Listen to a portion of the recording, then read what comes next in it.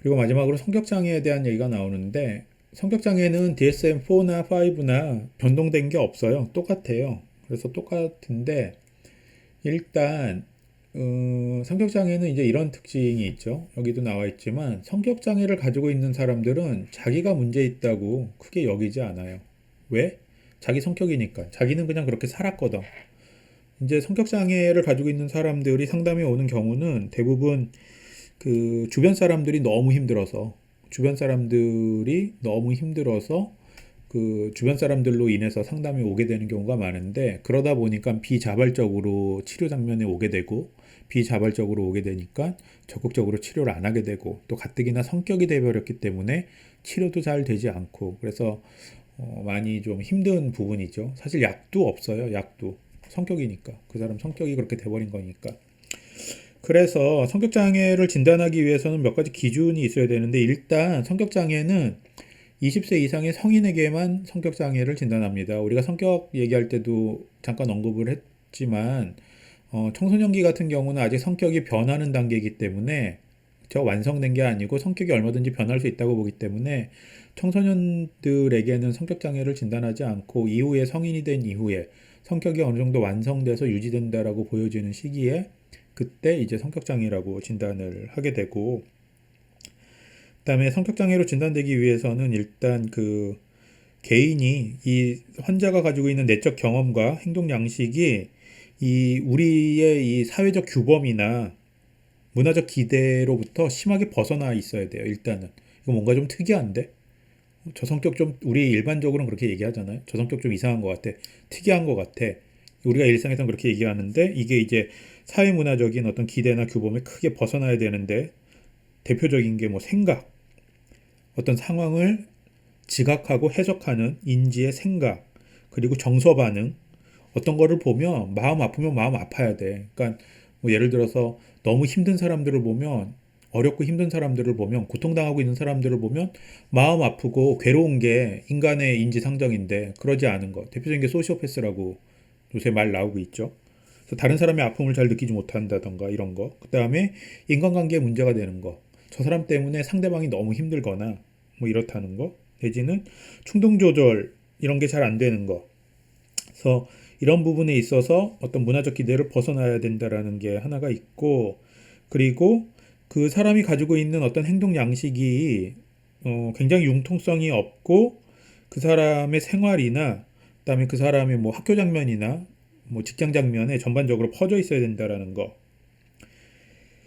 그리고 변하지 않고 오랫동안 지속되어야 된다라는 거. 그리고 발병 시기는 성인기 초기까지 거슬러 올라가야 된다. 청소년기 때도 조짐이 보여요. 그래서 그때부터 시작이 돼서 뭐 조짐이 보이고. 그래서 이런 것들을 감안해서 성격장애를 진단하고, 다만 성격장애를 진단할 때에는 뭐 문화적인 측면이라던가 인종적인 측면 이런 것들을 다 고민해가지고 좀 판단을 해야 된다는 거예요. 그래서 이 DSM-5에서는 성격장애를 10개로 구분하고 있는데 이 10개는 크게 세 가지 하위 유형으로 나눠져 있어요. 그래서 A형 성격장애, B형 성격장애, B군 성격 A형 내지는 A군 성격장애, B군 성격장애, C군 성격장애 이렇게 세 가지로 나누고 있는데 A군 성격장애 같은 경우는 사회적으로 고립되고 그다음에 약간 특이한 성격 우리가 4차원이라고 얘기하는 것처럼 약간 기이한 모습을 보이는 거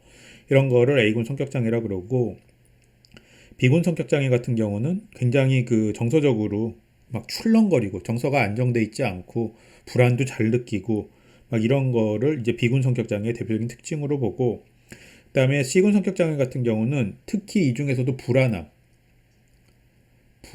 두려움을 많이 만성적으로 느끼는 것을 이제 C군 성격 장애의 특징으로 보죠. B군 성격 장애와 특징은 B군은 이제 여러 가지 정서가 안정적이지 않고 막 출렁거린다는 거예요. 극단적으로 높아졌다가 낮아졌다가 뭐 이런 거죠. 여기 보면 정신장애와 성격장애를 구분하는 것들이 있는데 정신장애 같은 경우는 대표 이렇게 PTSD 같이 저 트라우마라던가 굉장히 큰 스트레스로 인해서 발병되는 경우가 많은데 성격장애는 그냥 체득된 거죠. 살면서 서서히 뭐 본인이 가지고 있는 유전적 요인이나 환경 때문에 그런 성격으로 만들어졌다라는 게 가장 큰 차이라는 거죠. 그래서 이 세 가지 성격 장애가 있다라고 얘기를 했는데 각각에 대해서 간단하게 생각해 보면 일단 A군 성격 장애 같은 경우는 특이하고 기이한 사고로 특정 지어진다. 우리 이 기이한 사고, 특이한 사고 하면 생각나는 게 조현병이죠, 조현병. 그래서 여기 보면 분열성, 분열형 성격장애라는 게 있어요. 정신분열증이잖아. 아까 기이한 생각, 환청, 환각, 그리고 망상 특히 이런 게 되게 기이한 생각인데 이런 것들이 약하게 나타나기 때문에 여기 보면은 분열성 성격장애, 분열형 성격장애 뭐 이런 게 약간 그 조현병에서 드러나는 증상 같은 것들이 나타나기 때문에 이름이 이렇게 붙어져 있고 세 가지를 보면 편집성 성격장애, 분열성 성격장애, 분열형 성격장애인데 편집성 성격장애 같은 경우는 우리 편집적이라고 그러잖아. 대표적인 키워드 편집성 성격장애 그러면 이거예요. 의심과 불신. 다른 사람을 믿지 않는 거. 다른 사람의 행동이나 말을 의심해요. 선의로 상대방이 나를 도와줘도 얘가 나한테 이런 거를 왜 하지? 의심부터 하고 또 내지는 뭐 예를 들어서 수업 시간에 학생이 지각을 했어. 그럼 편집성 성격 장애가 있는 교수는 그 장면을 어떻게 생각하냐면 보통은 그렇잖아. 뭐 늦잠 잤나 보다. 아니면은 길이 막혔나 보다. 그래서 지각했네. 그리고 별 신경을 안 쓰는데 편집성 성격 장애가 있는 교수 같다라고 하면 그 지각한 걸 보고 쟤가 나 연맥이려고 지각했나? 이제 이런 식으로 의심한다는 거예요. 그리고 타인의 작은 실수 같은 것도 용서하지 않아요. 이유는 의심하니까 나한테 뭔가 안 좋은 걸 하려고 저런 짓을 했나? 지각을 했나? 시험지를 안 써냈나? 뭐 이런 식으로 다른 사람을 의심하기 때문에 그러다 보니 다른 사람의 의도나 행동이나 이런 것들을 의심하다 보니 화를 잘 내고 싸움을 잘할 수밖에 없겠죠. 적대적이고 평소에 그렇죠? 그래서 이런 게 편집성 성격 장애고 주변에 있는 사람들이 얼마나 괴롭겠어. 그렇죠? 무슨 말을 못 하는 거잖아.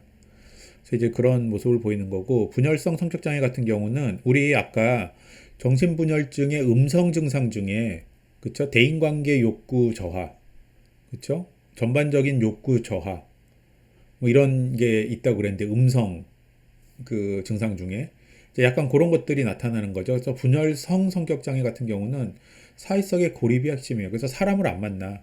우리 이제 나중에 대면 강의하게 되면 여러 종류의 학생들이 있지만 조용히 혼자 있다가 가는 학생들이 당연히 있겠죠. 근데 그게 내향이 너무 심해. 그래서 내향적인 성격 때문에 그런 학생이 있는 반면에 분열성 성격 장애 때문에 그런 학생도 있어요. 둘을 어떻게 구분 질 수 있냐? 그냥 내향적인 성격 때문에 조용히 있다가 가는 학생은 그렇다고 해서 친구를 만나거나 친구를 사귀거나 이런 거에 관심이 없는 게 아니에요. 그 사람들도 친구들은 다 있어. 한두 명씩.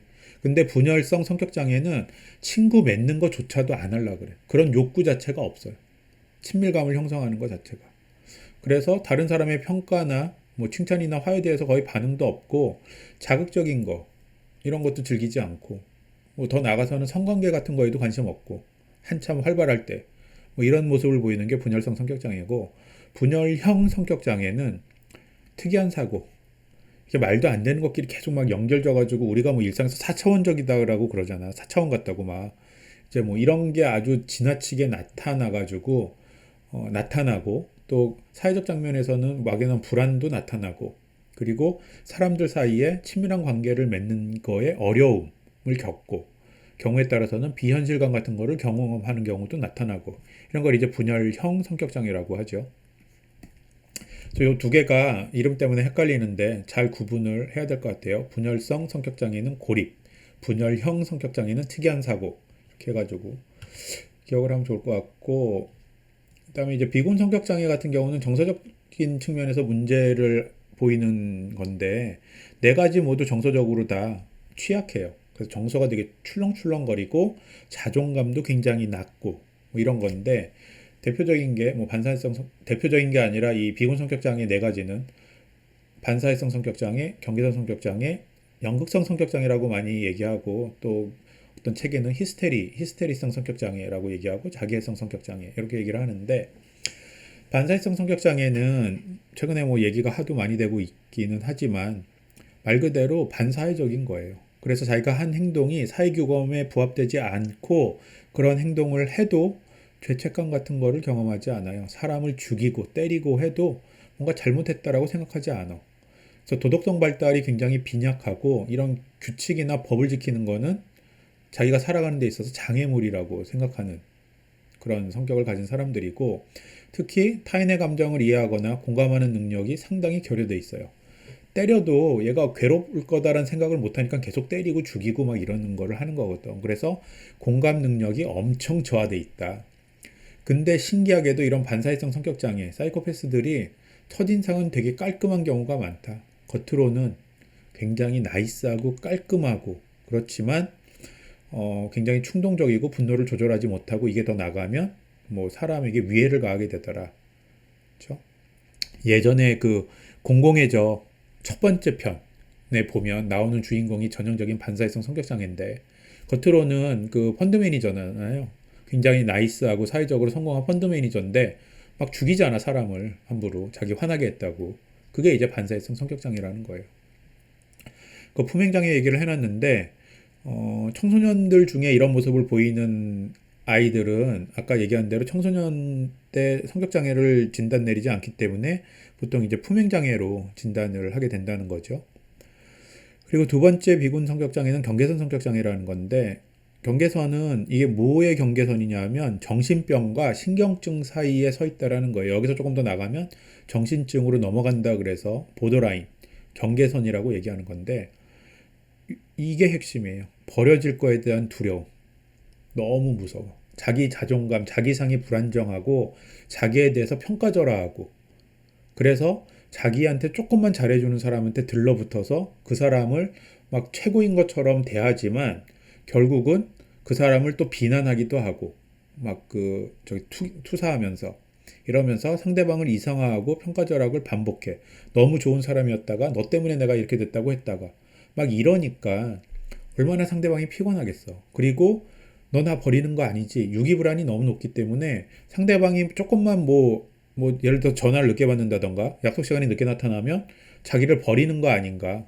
이런 거에 대한 불안함이 너무너무 높고 그래서 쓰는 방약 중에 하나가 너 나랑 헤어지면 너 나 떠나가면 죽어버릴 거야. 뭐 이러면서 자살 시도 같은 거를 하게 되고 정말 죽으려고 하는 게 아니라 자기를 떠나가지 못하게 하는 방책으로 이런 것들을 쓰게 된다는 거죠.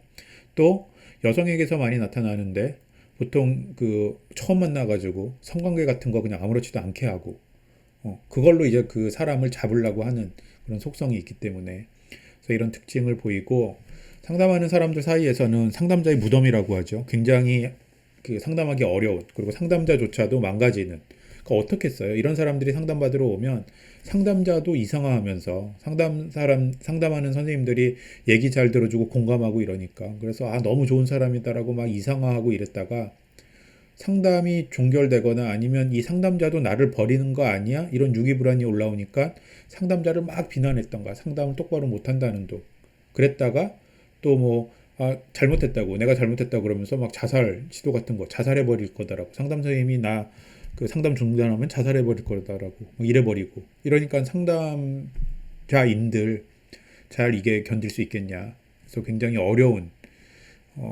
대상이 되는 거고 이 경계선 성격장애 같은 경우 그다음에 연극성 성격장애 같은 경우는 이것도 이제 자기상이 불안정해서 자존감이 낮아서 나타나는 증상인데 타인에 대한 관심과 사랑에 대한 욕구가 굉장히 핵심이 된다. 그래서 다른 사람들이 나를 바라봐 줬으면 좋겠어. 그래서 특이하게 하고 다닌다라는 거예요. 굉장히 특이한 일을 한다던가 굉장히 특이한 옷을 입다던가 굉장히 특이한 외모를 해서 우리 뭐 관종이라 그러잖아. 관종. 그런 모습을 보이는 사람들을 연극성 성격장애라고 한다. 과장된 허풍, 거짓말 이런 거 많이 하고 겉치장, 화려하게 꾸미는 거에 굉장히 많이 집중하지만 내용은 별로 없더라. 그래서 이런 모습을 보이는 게 연극성 성격장애의 특징이고 자기애성 성격장애 같은 경우는 이것도 마찬가지로 자존감이 낮고 자기상이 약해서 나타나는 건데 자기에 대한 과대평가 말 그대로 자기가 자기를 너무 사랑하는 거야. 그래서 자기가 특별하다고 믿는 선민의식 같은 게 있어서 이런 거 특별하게 대우받아야 된다는 생각 다른 사람을 함부로 하는 거죠. 자기는 뭔가 특별해. 공주병, 왕자병 같은 거죠. 나는 너무 특별한 사람이고 너희들은 나를 이해 못하기 때문에 내가 너희를 막 이렇게 함부로 해도 상관없어. 공감 능력 엄청 떨어지고 그렇죠? 그래서 다른 사람들에게 함부로 막 착취하는 관계를 유지하게 되죠. 그래서 이런 게 이제 자기애성 성격장애고, 자기애성 성격장애 그 전공서적에 보면 처음에 나오는 말이 그런 게 있어요. 가족이 아니고서는 멀리해야 되는 인간 종류. 자기애성 성격장애. 굉장히 착취적이기 때문에.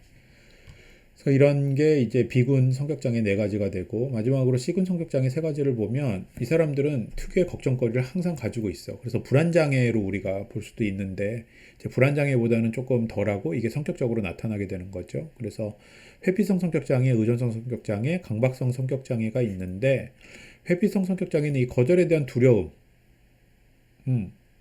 너무 높아서 아예 부탁도 못 한다던가, 그쵸? 그리고 다른 사람이 안 해주겠다고 한 게 아닌데도 그걸 다 거절이라고 인식하는 경우가 많아서, 그쵸? 별로 이렇게 뭘 얘기를 하거나 뭐 이렇게 친밀감을 맺거나 그러는 거는 약한데, 내면에서는 그런 욕구는 굉장히 강하다라는 거예요.